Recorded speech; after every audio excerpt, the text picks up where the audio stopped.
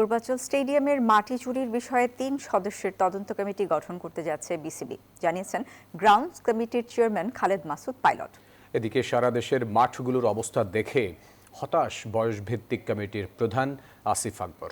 Stadium ও মাঠের বিষয়ে বিসিবির সভাপতির সাথে বসে পরবর্তী পরিকল্পনা নির্ধারণ করা হবে বলেও জানান তারা।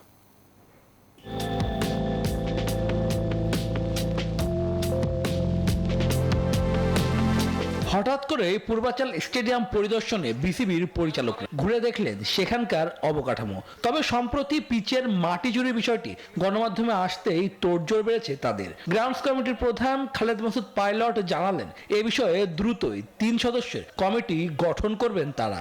মাটির সংক্রান্ত যে জটিলতা আছে সেটা আমাদের একটা তদন্ত কমিটি করব এবং আমি মনে করি যে তদন্ত কমিটির মাধ্যমে ফেয়ার জিনিসটা বেরিয়ে আসে, কারা কারা এখানে ইনভলভ, বাইরের কারা আছে ইনভলভ এবং আমাদের কারা জড়িত আছেন সেটা আমার মনে হয় বের করা উচিত।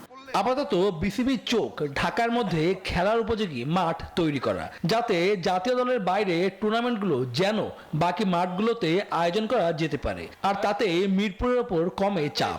ঢাকা শহরে প্রচুর স্বল্পতা আছে মাঠের, আপনারা জানেন।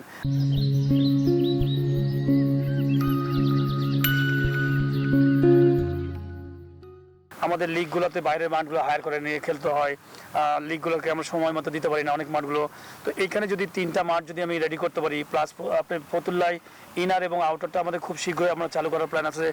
এদিকে বয়সভিত্তিক দল নিয়ে কাজ করছেন আসিফ আকবর। সারা দেশের স্টেডিয়ামগুলোর সুযোগ সুবিধা ঘুরে দেখছেন তিনি। এদিন পূর্বাচল মাঠেও ঘুরে গেলেন, জানালেন এখন তাদের লক্ষ্য সারা দেশে ক্রিকেটের জন্য সুযোগ সুবিধা বৃদ্ধি।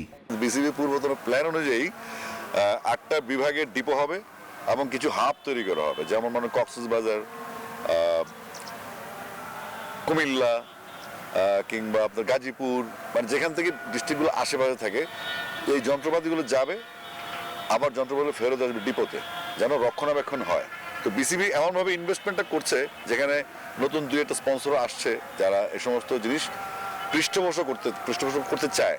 আগামী 15 ডিসেম্বর অস্ট্রেলিয়া থেকে ছুটি কাটিয়ে দেশে ফিরবেন বিসিবি সভাপতি আমিনুল ইসলাম বুলবুল। তার সাথে বসে ক্রিকেটের উন্নতিতে পরবর্তী পরিকল্পনা নির্ধারণ করা হবে বলেও মন্তব্য করেন বোর্ড কর্তারা। শুভদেবনাথ, নিউজ 24, ঢাকা।